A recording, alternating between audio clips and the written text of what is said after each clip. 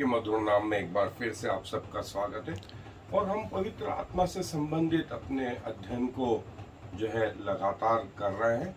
और पवित्र आत्मा, जैसा हमने पिछली बार देखा कि न सिर्फ पुराने नियम में वरन नए नियम में भी प्रभु यीशु मसीह के आने के बाद जो है पवित्र आत्मा पिछले 2000 साल से कलीसिया में काम कर रहा है और आज भी वैसा ही है जैसा वो आरंभ में था। सो पूरा नया नियम प्रभु यीशु मसीह के जाने के बाद में, स्वर्गारोहण के बाद में जो है अनुग्रह का पीरियड बोलते हैं, अनुग्रह का समय बोलते हैं।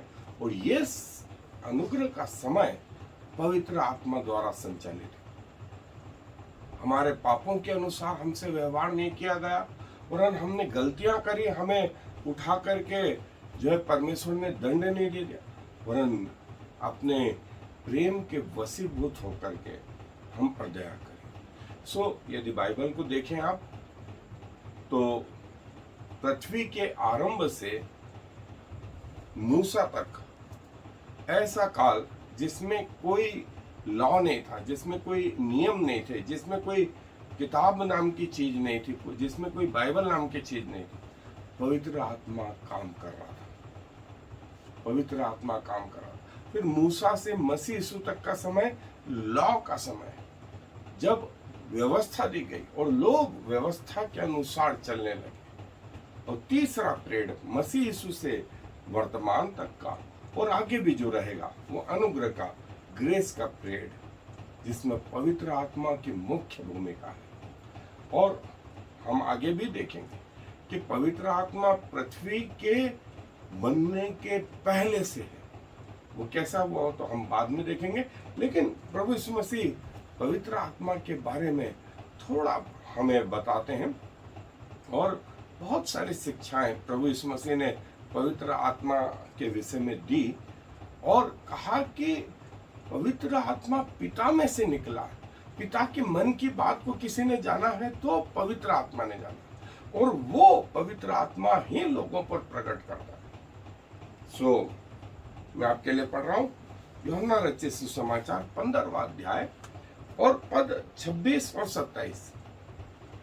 यूहन्ना रचित सुसमाचार 15वां अध्याय पद 26 और 27। वहां यूं लिखा है, परंतु जब वह सहायक आएगा जिसे मैं तुम्हारे पास पिता की ओर से भेजूंगा, अर्थात सत्य का आत्मा जो पिता की ओर से निकलता है, वह मेरी गवाही देगा और तुम भी गवाहो, क्योंकि तुम आरंभ से मेरे साथ रहे हो। जो आत्मा, पवित्र आत्मा पिता में से है, वो मेरी गवाही देगा, तुम्हें बताएगा, तुम्हें सीक्रेट बताएगा और तुम्हें परमेश्वर के योग्य करने में लग रहा है।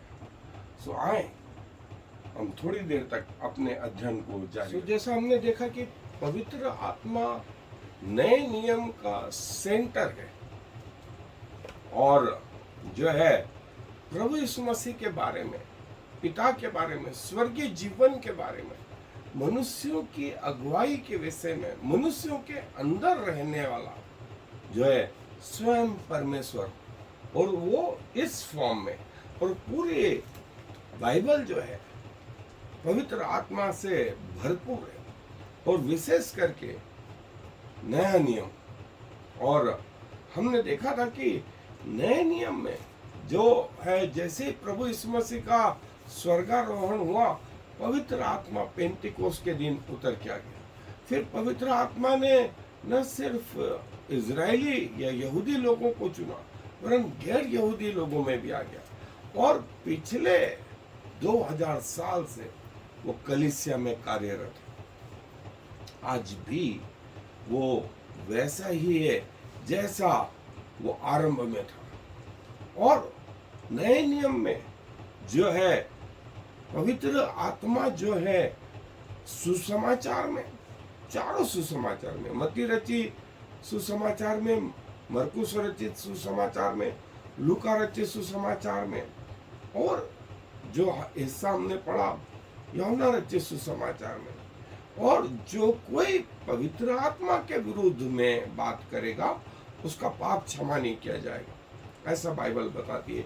क्योंकि क्षमा करने वाले के विरुद्ध ही पाप करें तो फिर कौन आपके लिए रिक्वेस्ट करेगा, कौन आपके लिए निवेदन करेगा। इसलिए प्रभु यीशु मसीह ने कहा कि जो कुछ अपराध पृथ्वी पे करो वे सब क्षमा कर सकते हैं, लेकिन पवित्र आत्मा के विरुद्ध यदि कुछ बोला तो फिर वो अनफॉरगिवेबल सिन है। और परमेश्वरत्व का तीसरा महत्वपूर्ण हिस्सा है। और जैसा हमने देखा कि पुराने नियम को हम बगैर पवित्र आत्मा के नहीं देख सकते, वैसे ही नए नियम को जो है बगैर पवित्र आत्मा के, यदि नया नियम होता या प्रभु यीशु मसीह की सेवाएं होती तो वो प्रभु यीशु मसीह के इस संसार के ऊपर उठाए जाने के साथ ही खत्म हो जाती। लेकिन पिछले 2000 साल से परमेश्वर का वचन आज भी जारी है। और प्रभु ने बताया कि वो हवा जिसका वर्णन जो है पवित्र आत्मा विंड के रूप में, हवा के रूप में, श्वास के रूप में, ब्रेथ ऑफ लाइफ के रूप में, और पवित्र आत्मा के लिए जो शिक्षा प्रभु यीशु मसीह ने दी वो किसी ने नहीं दी, और ये संभव भी नहीं था, संभव भी नहीं था। और हालांकि पुराने नियम में जो है यशाया भविष्यवक्ता की भविष्यवाणी कि आत्मा प्रभु यीशु मसीह के ऊपर आया, और फिर से आपको याद होगा कि पहले अध्याय में बाइबल के पहली पुस्तक उत्पत्ति उसका पहला अध्याय पहली आयत, जो एलोहिम शब्द है वो प्लूरल शब्द है, पवित्र आत्मा उसमें जुड़ा हुआ है। पिता और पुत्र के साथ में पवित्र आत्मा भी क्रिएशन में सहायक है। फिर मनुष्यों को बनाने में जो है पवित्र आत्मा सहायक है। फिर हमने देखा कि पवित्र आत्मा मनुष्यों के अंदर से उठा लिया गया। फिर प्रभु यीशु मसीह जब आते हैं फिर से पवित्र आत्मा को लेकर के आते हैं और कहते हैं कि लो पवित्र आत्मा, आगे को तुम्हारी कोई सहायता करेगा तो पवित्र आत्मा करेगा, पवित्र आत्मा करेगा। और हम पवित्र आत्मा के प्रभाव को जो है 2000 सालों से देखते आ रहे हैं। और पवित्र आत्मा जो है जिसकी प्रतिज्ञा की गई थी, और जैसा प्रभु ने कहा पेंतिकोस्त के दिन पवित्र आत्मा चेलों पर उतर गया, फिर अन्य जातियों पर भी आया। और आज भी जितने विश्वासी हैं जो प्रभु यीशु मसीह को अपना उद्धार करता ग्रहण करते हैं, उन सब में पवित्र आत्मा बयाने के रूप में परमेश्वर की ओर से दिया जाता है। और ये बयाना किस बात का? ये कि स्वर्गीय जीवन तुम्हारा है और बयाना परमेश्वर की ओर से दिया गया है। सो पवित्र आत्मा नए नियम में भरपूरी के साथ जो है न सिर्फ चेलों पर वरन विश्वासियों के जीवन में और प्रत्येक विश्वासी के जीवन में अब पवित्र आत्मा ने वो पुराने नियम में मूसा के समय वो तंबू में अपना निवास बनाया था, सुलेमान के मंदिर में निवास बनाया था, और अब हमारे शरीर को अपना मंदिर बना लिया। सो अब पवित्र आत्मा बाहर नहीं, वो हमारे अंदर रहता है और हमें जो है परमेश्वर की गुप्त बातें बताता है। और पवित्र आत्मा के कई नाम जो है नए नियम में आए हैं। और जो पवित्र आत्मा नया नियम जो है उसमें महत्वपूर्ण या केंद्र बिंदु कलीसिया का मसीह यीशु और प्रभु के लोग और पवित्र आत्मा। सो नया नियम बगैर पवित्र आत्मा के जीरो है और पवित्र आत्मा के साथ उसकी भरपूरी है।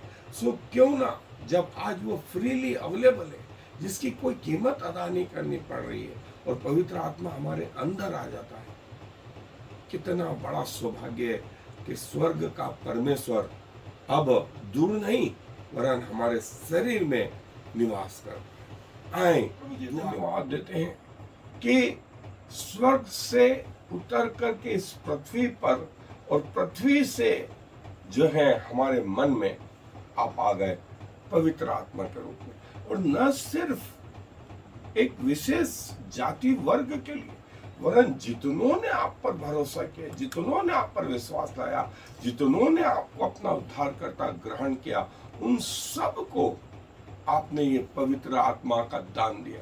ये आपकी ओर से हुआ। और बयाने में प्रभु आप कहते हैं कि स्वर्गीय जीवन तुम्हारा है, लेकिन बयाने के रूपों में पवित्र आत्मा रूप। सो प्रभु क्या कहें, 24 घंटे आपकी सहभागिता और संगति आप हमें प्रदान करते हैं, और उन सब को जो आप पर भरोसा करते हैं या करने जा रहे हैं, आप उनके अंदर विराजमान, और हमें इस योग्य बनाने में लगे रहते हैं कि हम पिता के सामने खड़े रह सकें। हम में से किसी को स्वर्गीय जीवन का कोई ज्ञान नहीं, लेकिन पवित्र आत्मा को है। हमको पवित्रता का स्तर क्या होना चाहिए नहीं मालूम, लेकिन पवित्र आत्मा को मालूम है, और वो हमें पिता जैसा बनाने में लगा रहता है। प्रभु धन्यवाद देते हैं हमारे अंदर आने के लिए, हमारे अंदर निवास करने के लिए, और अपने जीवन का केंद्र बिंदु प्रभु आपको मानते, स्वीकार करते हैं। हमारे जीवन का संचालन आपके द्वारा हो, और उन लोगों के लिए जो अभी तक इस अनुभव को प्राप्त नहीं करे हुए हैं, उन सब के लिए भी दुआ है प्रभु कि आप उनके अंदर आए, अपने अनुग्रह के कारण, अपने प्रेम के कारण, क्योंकि इस विनती को प्रभु इस मसीह के नाम के कारण से मांग लेते हैं। आमीन। I am the Lord. There is no other God. I have prepared you, even though you do not know me, so all the world from east to west will know there is no other God. I am the Lord, and there is no other.